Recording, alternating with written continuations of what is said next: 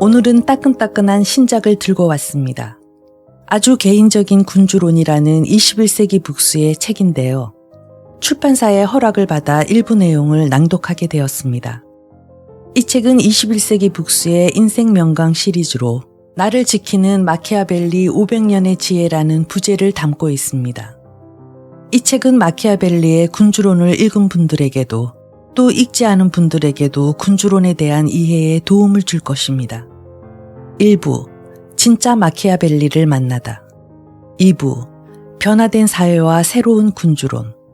3부, 군주론에서 배우는 리더의 자질과 조건. 4부, 통치의 기술. 모든 것은 사람으로부터. 이렇게 4부로 구성된 아주 개인적인 군주론이 나오게 된 배경과 당대의 정치, 사회, 문화적 환경, 마키아벨리에 관한 몇 가지 오해, 군주론의 의미뿐 아니라 이 시대를 살아가는 우리들이 수용할 만한 불행을 견디는 자세, 리더의 자질과 조건 등 군주론에서 응용해내고 창출할 수 있는 내용들을 알차게 담고 있습니다. 그리하여 왜 다시 군주론이어야 하는가를 설득력 있게 서술하고 있습니다. 기회도 실망도 모두 사람에게서 온다고 말하는 저자의 군주론 이야기를 1부와 2부를 중심으로 발췌하여 낭독하겠습니다.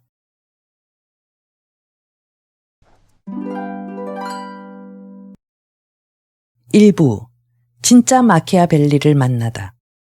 1장, 마키아벨리에 관한 몇 가지 오해. 군주론이라고 하니 저자인 마키아벨리가 군주였거나 최소한 국정에 관여하는 고위공직자였을 것이라고 짐작하는 경우가 많다. 하지만 마키아벨리는 굳이 분류하자면 군주도 아니고 총리도 아닌 오늘날의 7급이나 9급 정도에 해당하는 말단 공무원이었다. 국민이나 조직을 다스리는 일을 해본 적이 없는 사람이 군주론에 대해 쓴 것이다. 이 책의 독자는 당시 이탈리아의 군주였던 로렌초 데 메디치였다. 마키아벨리는 통치는 이렇게 해야 하는 것이라며 자신이 쓴 글을 군주에게 바쳤다.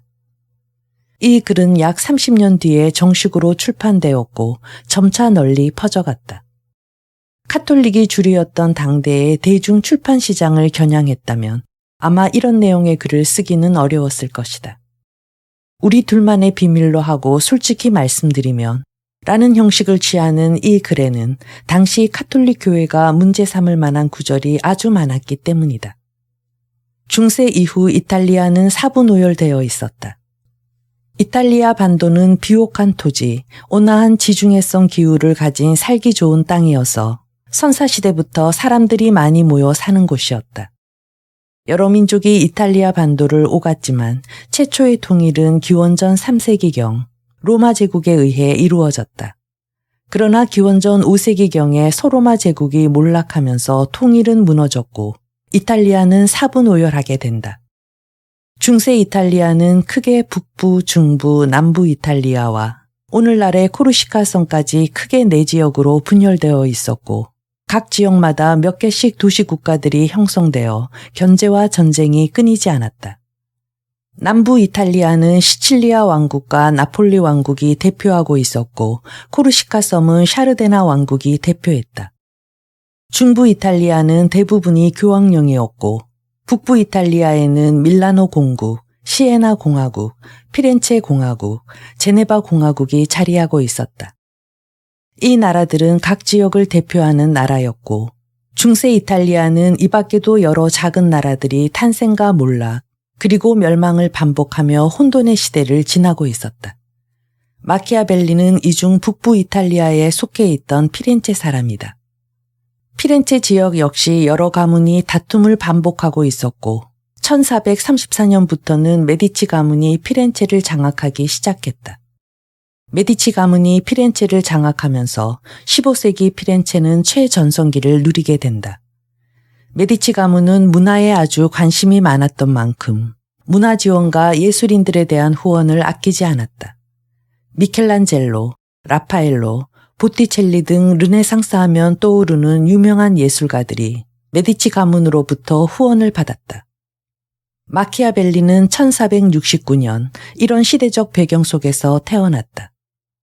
하지만 모든 권세가 그렇듯이 메디치 가문 또한 몇백 년씩 명맥을 이어가지는 못했다. 메디치 가문이 권력을 잡고 르네상스 문화를 꽃피웠음에도 이탈리아는 계속해서 여러 갈래로 분열되었다. 그리고 여기서 더 큰 문제가 발생한다. 이탈리아 위쪽으로는 왼쪽에는 프랑스가 있고 오른쪽에는 오스트리아가 있다. 사실 이전까지만 해도 이 나라들 역시 단합되지 않기는 마찬가지였다. 그런데 어느 순간부터 프랑스, 오늘날의 독일인 신성 로마 제국, 오스트리아 등의 나라들이 하나둘 뭉치더니 조금씩 이탈리아로 밀고 내려오기 시작했다. 피렌체가 아주 강성하던 때는 로렌초 데 메디치가 지배하던 시절이다. 프랑스가 피렌체를 침략할 무렵 피렌체는 로렌초 데 메디치의 아들 피에로 데 메디치가 지배하고 있었는데 그는 무능하기로 유명했다. 결국 1494년에 피렌체는 자신들의 영토였던 피사를 프랑스에 빼앗기고 만다. 결국 시민들은 메디치 가문을 쫓아내고 피렌체를 공화국으로 세운다. 마키아벨리는 메디치 가문이 지배하던 시절이 아닌 바로 이 시기에 등용하게 되는데 그가 처음 맡았던 임무는 외교부의 서기 보조였다. 그러다가 나중에는 외국의 원수들을 만나는 임무를 수행하기도 했는데 대사라기보다는 일종의 전령에 더 가까웠다고 볼 수 있다. 그럼에도 마키아벨리는 자신이 맡은 일을 아주 잘 해냈다. 마키아벨리의 군주론에 등장하는 바람직한 군주의 모델은 바로 체사레 보르자다. 체사레 보르자는 교황 알렉산드르 6세의 아들이며 불과 18세의 나이에 추기경이 되었다. 교황의 아들이었던 체사레 보르자는 피렌체와 인접해 있는 영토를 가지고 있었지만 그곳으로 만족하지 못해 이탈리아를 통일하려는 야욕으로 피렌체 땅을 침범하기도 했다. 그때 마키아벨리가 직접 체사레 보르자를 찾아가 이러시면 안 됩니다 라고 말하며 협상을 요구했다. 하지만 체사레 보르자의 단호한 반응에 마키아벨리는 그가 보통 사람이 아니라는 것을 직감하고 무릇 군주라면 저 정도는 되어야 하지 않을까 하는 생각을 하게 된다. 체사레 보르자의 카리스마에 강한 자극을 받은 것이다. 후에 체사레 보르자는 마키아벨리의 롤모델로 군주론에 등장하게 된다. 협상을 위해 체사레 보르자를 찾아간 마키아벨리는 어떻게든 자신의 목적을 이루어야 했다. 그는 이번에는 프랑스로 향했다. 당시에는 프랑스가 많은 것을 좌지우지하던 시기였으니 프랑스 왕에게 체사레 보르자의 공격을 제지해달라고 부탁하기 위해서였다. 하지만 말단 공무원의 신분으로 프랑스 왕에게 그런 부탁을 한다는 것이 쉬운 일은 아니었다. 프랑스 왕을 대면할 기회를 얻는 것조차 힘든 일이었으니 말이다. 마키아벨리 역시 정상적인 방법으로 체사레 보르자의 공격을 멈추게 하기란 불가능하다는 것을 알고 있었다. 그는 국리 끝에 프랑스 왕에게 뇌물을 바치기로 결심하고 결국 로비에 성공한다. 프랑스 왕은 체사레 보르자에게 피렌체를 공격한다면 결코 묵과하지 않겠노라 협박했고 마키아벨리의 기지로 위기에서 벗어난 피렌체는 다시 균형을 되찾는다. 2장 혼돈과 변화의 롤러코스터. 체사레 보르자의 아버지인 교황 알렉산드르 6세의 갑작스런 죽음으로 이탈리아는 다시 혼란에 빠진다. 같은 시기 체사레 보르자 역시 병에 걸린다. 아버지의 죽음으로 체사레 보르자의 가문은 몰락의 수순을 밟을 수밖에 없게 된다. 이에 율리오 2세가 교황 자리에 오르는데 당연하게도 그에게는 전 교황의 아들인 체사레 보르자가 눈의 가시처럼 느껴질 수밖에 없었다. 그런데 체사레 보르자가 몰락하자 기다렸다는 듯이 베네치아가 체사레 보르자의 영토를 침범했다. 땅이 비어 있으니 먼저 차지하는 사람이 주인이라는 식이었다. 베네치아의 행보에 교황은 몹시 분노했다. 자신이 차지해야 할 체사레 보르자의 영토를 감히 베네치아가 차지했기 때문이다. 당시 교황은 군주 못지않은 군사력을 가지고 있었다. 화가 난 교황은 신성 로마 제국, 스페인, 프랑스와 동맹을 맺은 뒤 1509년에 베네치아를 공격한다. 강대국들의 연합으로 베네치아는 하루 만에 함락당하고 만다. 하지만 교황은 기대와 달리 크게 만족하지 않았다. 어쨌거나 같은 이탈리아인 베네치아가 하룻밤에 짓밟히는 상황이 펼쳐지자 그의 머릿속이 복잡해진 것이다. 그는 갑자기 태세를 전환해 이번에는 베네치아 스페인과 손을 잡고 프랑스와 신성 로마 제국을 내쫓기로 결심한다. 먼저 교황은 신성 로마 제국을 제외하고 프랑스를 상대로 대립구도를 취했다. 하지만 피렌체는 프랑스의 전통적인 우방국이었다.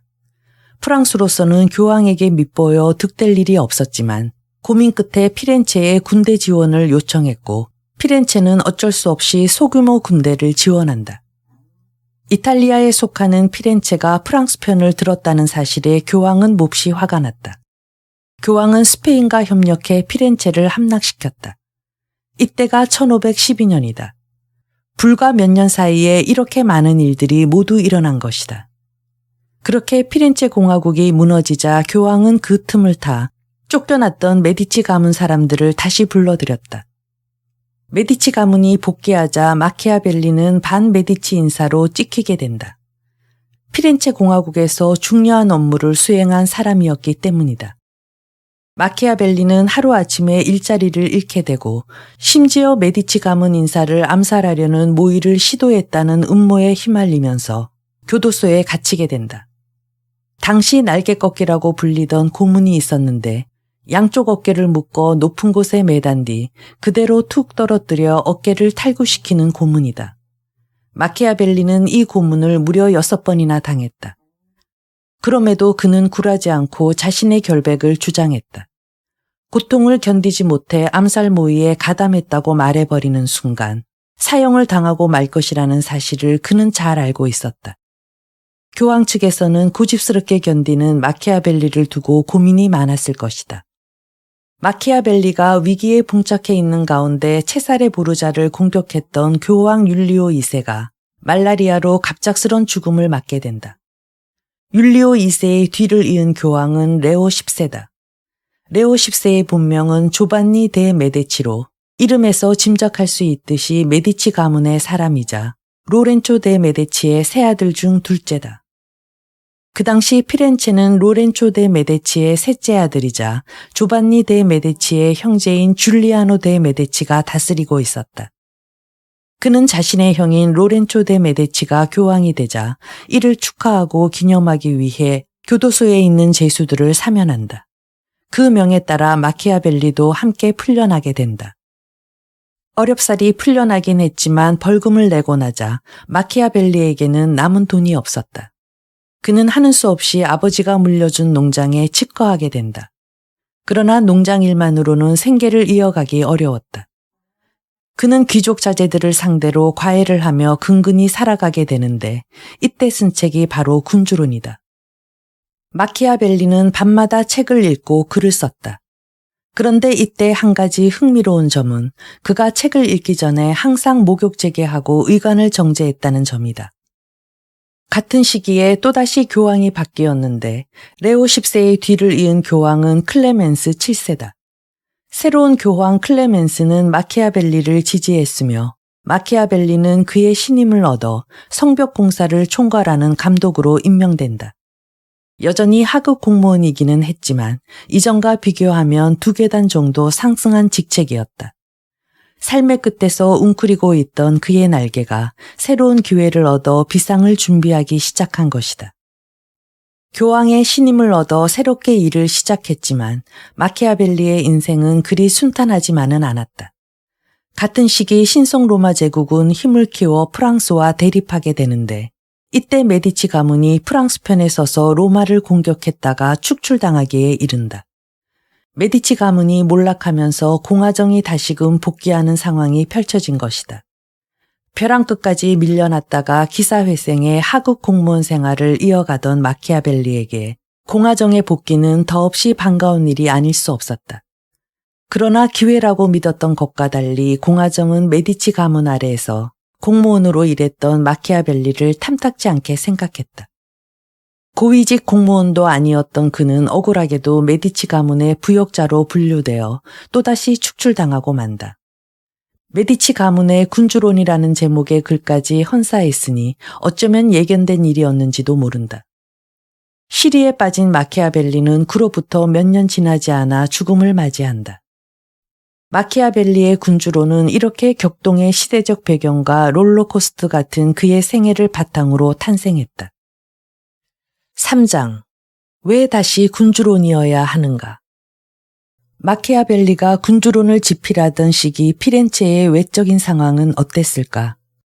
메디치 가문의 복귀로 인해 마키아벨리가 공직에서 떠밀려난 뒤 농장에 치거하며 군주에게 바치는 글을 쓰던 무렵 피렌체뿐만 아니라 이탈리아 전체 상황 역시 녹록하지만은 않았다.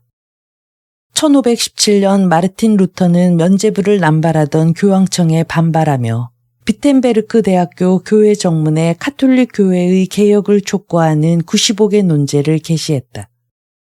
놀랍게도 이 반박문은 SNS도 없던 그 시절에 무려 4주 만에 전 유럽으로 퍼져나갔다.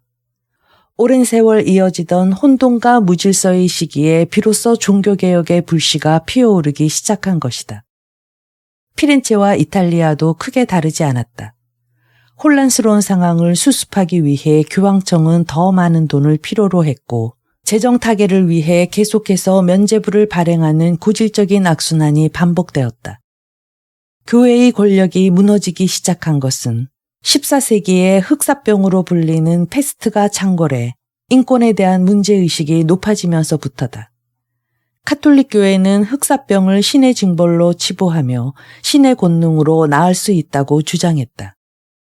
그러나 신부마저 흑사병으로 죽는 일이 빈번하게 발생하자 사람들은 신의 권능과 교회의 믿음을 의심하기 시작했다. 이뿐만 아니라 이 시기 르네상스 문화 역시 변화를 맞이했다. 이탈리아를 중심으로 유럽 곳곳에서 인간성 해방을 위한 문화혁신운동이 일어났고 개혁의 움직임은 개성과 합리성, 현세적 욕구를 추구하는 반중세적인 정신운동으로 이어졌다. 흑사병으로 인해 유럽 인구의 3분의 1이 사망하자 영주들은 당혹스러웠다. 일할 사람이 부족했기 때문이다. 하인들은 더 이상 영주의 요구에 순응하지 않았다. 이런 분위기가 확산되자 영주들은 일손을 구하기 위해서 더 많은 임금을 지불해야 했다. 임금이 올라가자 개인의 인권도 높아졌다. 하대하며 사람을 함부로 부리던 시절은 이제 옛말이 되었고 일손이 필요하면 정중하게 예의를 갖춰 부탁해야 했다.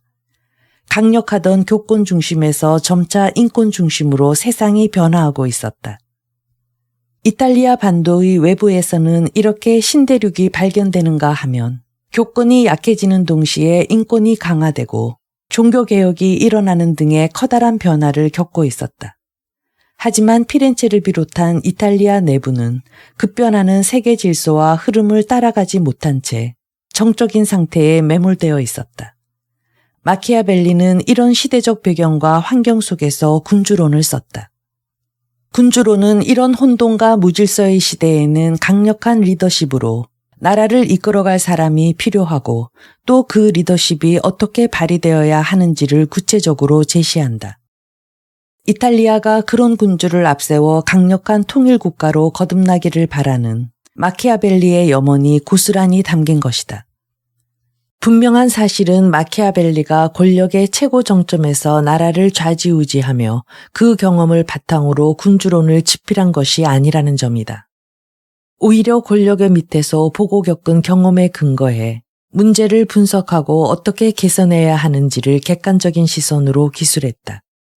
바로 이런 점이 이 책이 몇백 년을 거치면서 고전계의 슈퍼스타가 될 수 있었던 이유일 것이다. 4장. 불행을 견디는 자세. 지금까지 살펴본 마키아벨리의 인간적인 면모를 통해 현대를 살아가는 우리가 배울 점은 무엇일까? 바로 불행을 견디는 자세이다. 역사를 거슬러 올라가 보면 어느 시대나 환경적으로든 운명적으로든 불행한 시기에 직면할 수밖에 없는 상황이 있었고 인류는 어떻게든 그 시기를 견뎌냈다. 마키아벨리는 불행을 견디는 방법을 알고 있는 핵심적인 인물이다. 불행을 견디는 그의 방법 중 첫 번째는 자신만의 루틴을 만드는 것이다. 마키아벨리가 가장 불행했던 시기는 공화국에서 일하던 중 메디치 가문의 지휘하에 암살 모의자로 몰려 모든 것을 잃고 농장에서 치과하던 때일 것이다. 대역죄인 취급을 받다가 간신히 살아난 그는 아무런 희망도 가질 수 없었고 할 수 있는 것도 없었다. 농장 일을 하고 귀족 자제들을 가르치며 겨우 삶을 이어가던 그는 무너진 마음을 다잡기 위해 하나의 루틴을 만들었다. 그것이 바로 앞서 잠시 언급했던 읽기와 쓰기이다. 그는 의관을 정제하고 예의를 갖춰 매일 밤 그리스와 로마의 성현들을 만났다. 책을 읽는 행위를 통해 삶의 의미를 찾은 것이다. 벼랑 끝에 선 마키아벨리의 선택은 책을 읽는 것이었다.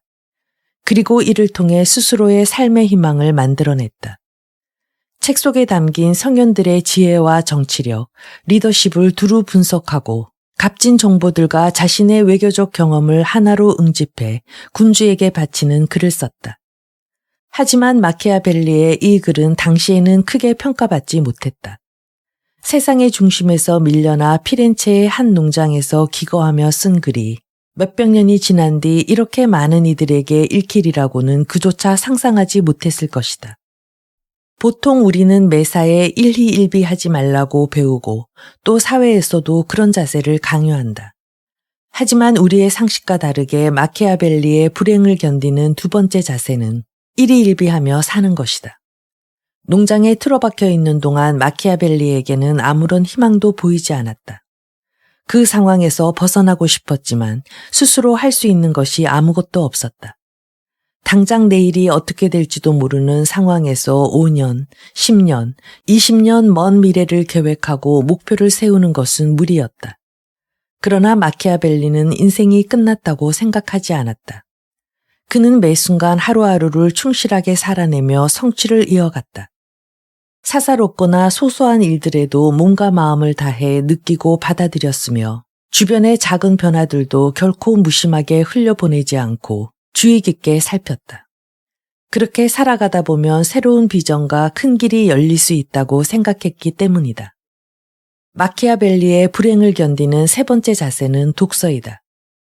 특히 고전에는 많은 지혜와 해결책이 담겨 있다. 마키아벨리는 군주론에서 다음과 같이 이야기한다.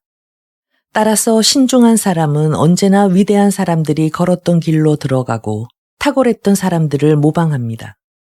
자신의 역량이 거기에 미치지 못한다 하더라도 냄새 정도는 풍기도록 말입니다. 2부. 변화된 사회와 새로운 군주론. 마키아벨리의 군주론은 혼란스러운 사회에서 어떻게 살아가야 할 것인가에 대한 이야기를 담고 있다. 현대 비즈니스 상황에 적용할 수도 있고 개인의 삶에도 충분히 적용이 가능하다. 군주론의 내용을 크게 세 가지로 압축해보면 첫째는 비루토와 포르투나, 둘째는 정치와 윤리의 분리, 셋째는 이미지론으로 나눌 수 있다. 먼저 비루토와 포르투나에 대해 이야기해보자. 비루토는 이탈리아어로 역량을, 포르투나는 행운을 의미한다. 여러분은 살아가면서 역량과 행운 중 어느 쪽이 더 중요하다고 생각하는가? 마키아벨리는 이렇게 이야기한다. 따라서 세상에 땀을 흘릴 필요가 없으며 행운이 지배하도록 놔두어야 한다고 판단할 수도 있을 것이다.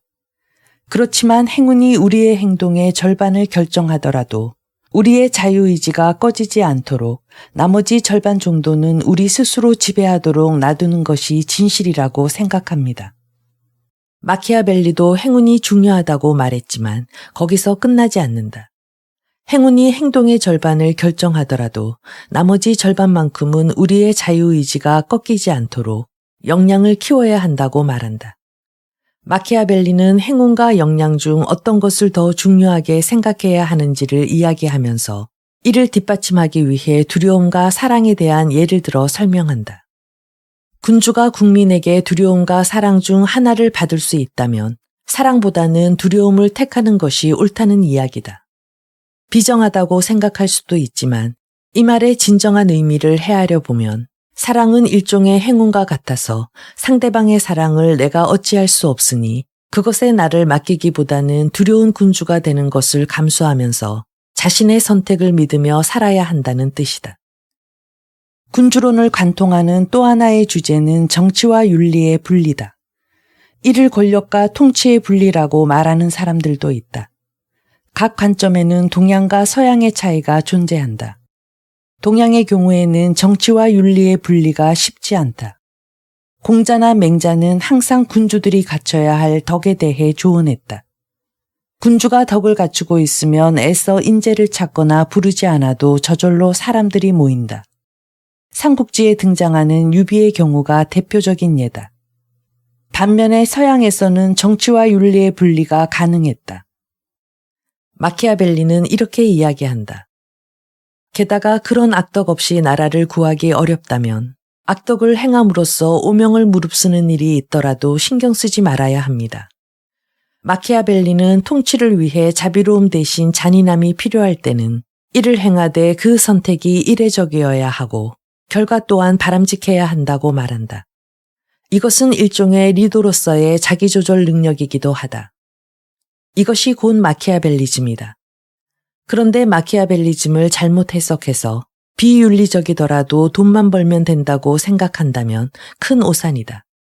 마키아벨리가 말하는 악행과 잔인함까지 불사하는 공익이란 나라를 구하는 일이나 신민을 지키는 일이다. 다시 말해 나라와 신민이 위기에 처했을 때만 악행과 잔인함을 활용하라는 개념이다. 군주론은 한마디로 인간의 본성을 현실적이고 적나라하게 반영한 책이다. 마키아벨리는 이상적이고 부드럽고 온화한 리더십이 아닌 비정하고 냉철한 리더십에 집중했다. 그는 군주로서 자비로움과 비정함 중 선택해야 한다면 비정한 쪽을 선택하라고 말한다. 윤리가 정치에 어떤 영향을 끼쳤는지 알 수 있는 일화로는 헨리 8세의 이야기가 있다. 헨리 8세는 왕위를 계승할 아들이 없자 기존의 왕비를 쫓아내고 재혼을 해 계승자를 낳고 싶어 했다. 하지만 기존의 카톨릭 교회가 반대하고 나섰다. 교황의 허락이 없는 한 헨리 8세의 이혼은 불가능한 이야기였다. 종교의 반대가 있으면 한나라 국왕의 사생활까지 통제받는 세상이었던 것이다. 이에 헨리 8세는 영국 국교회를 창립해 해법을 찾고자 했다. 아예 새로운 종교를 만들므로써 종교와 독립적으로 이혼과 재혼을 추진할 수 있도록 한 것이다. 이런 시대에 마키아벨리는 종교와 정치의 분리 가능성을 주장했다. 종교와 뗄래야 뗄 수 없는 강력한 유착관계였던 윤리를 분리해 종교와 정치의 분리 가능성을 시사한 것이다. 그러나 교황에게 잘 보일 필요가 있었던 마키아벨리는 직접적으로 종교나 교황에게 도전하지는 않았다. 또한 그 당시의 군주들은 정작 군주론을 읽지 않았다. 후에 이 글이 출판되어 유럽 전역으로 퍼져나간 이후에야 여러 군주들이 이 책을 읽었고 마키아벨리가 종교와 정치의 분리를 주장하는 글은 각국의 군주들로 하여금 교황과 절연할 수 있는 충분한 논리를 제공했다. 어떻게 보면 마키아벨리는 살아있을 때의 운이 그렇게 좋지는 않았다. 오히려 사후에야 그의 글이 빛을 발했는데 그의 사유나 사상이 시대를 앞서갔기 때문일 수 있다. 마키아벨리의 군주론을 관통하는 세 번째 주제는 이미지론이다. 마키아벨리는 잘하는 것과 잘하는 것처럼 보이는 것 중 후자가 더 중요하다고 이야기한다. 이것은 곧 인식의 문제다. 가령 국민들이 군주가 실제 어떤 일을 어떻게 얼마나 잘하고 있는지를 아는 것보다 군주가 일을 잘하고 있는 것처럼 인식하는 것이 훨씬 더 효과적이라는 이야기다. 이미지 관리는 위선과는 많이 다르다. 이미지 관리는 성공을 위해 혹은 바람직한 생활을 위해 필요한 일종의 전략이다. 지금까지 군주론을 관통하는 세 가지 주제를 살펴보았다.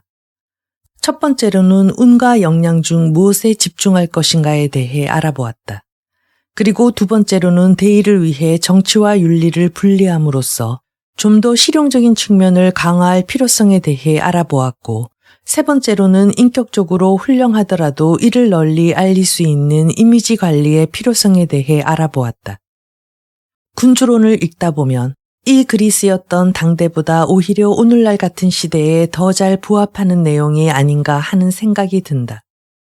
그래서인지 지금 읽어보면 더할 나위 없이 훌륭한 내용이지만 그 당시에는 이를 받아들이지 못하는 사람들이 더 많았다.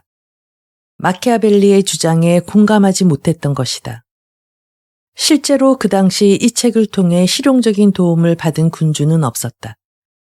하지만 오늘날에는 비즈니스 세계나 정치 세계, 그리고 우리의 일상에서 나 자신을 통제하고 가꾸는 데 있어서 아주 많은 것을 시사하는 명조로 자리하고 있다. 이것이 바로 고전이 가지는 힘일 것이다. 많은 이들이 경험해 보았겠지만 고전은 정말 읽을 때마다 그 느낌이 다르다. 같은 책이라도 10대에 읽었을 때의 느낌과 20대 혹은 30대에 읽었을 때의 느낌이 다르고 나이 50이 넘어서 읽을 때의 느낌은 또 다르다. 어쩌면 그것은 그 책의 내용이 매번 다르게 읽혀서가 아니라 내가 살아온 경험만큼 고전을 달리 이해하기 때문일 것이다. 20, 30대에는 별 의미 없이 읽혔던 문장들이 40대에 읽었을 때는 굉장한 의미로 다가오기도 한다. 반대로 30대에는 큰 감동으로 다가왔던 문장이 50대에는 유치하게 느껴질 수도 있다. 그래서 책은 세상을 내다보는 창문이 아니라 나의 경험을 비추어 보는 거울에 더 가깝다는 생각을 하게 된다. 같은 책을 읽어도 경험이 많은 사람일수록 효용 또한 높다. 고전을 한 번 읽고 덮어두지 않고 2번, 3번 반복해서 읽는 이유도 바로 거기에 있다. 반복해서 읽을 때마다 내 경험의 깊이가 얼마나 달라져 있는지를 확인할 수 있기 때문이다. 그것은 곧 나의 사유가 그만큼 깊어졌다는 것을 의미한다. 사유가 깊어지는 만큼 사람은 더욱 현명해진다.